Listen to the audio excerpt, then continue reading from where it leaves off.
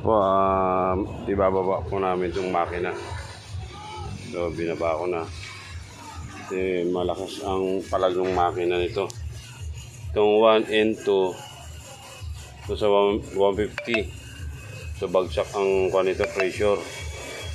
Kapag nilagyan ko ng langis itong 2 butas, so gaganda yung under ng makina, matining. Hindi na yung maalog-alog. So ito, pasado sa PSA ito kasi nasa 1753. Itong dalawa nito, yung 3 and 4. So kailangan ito may baba, may padala sa machine shop. Sila na magbabalb tapit niyan. Ikukuha nila sa Hydrotis. Toyota Avanza. So pinadala, ginawa na ito ng mekaniko. Yan po, Toyota Avanza po yan.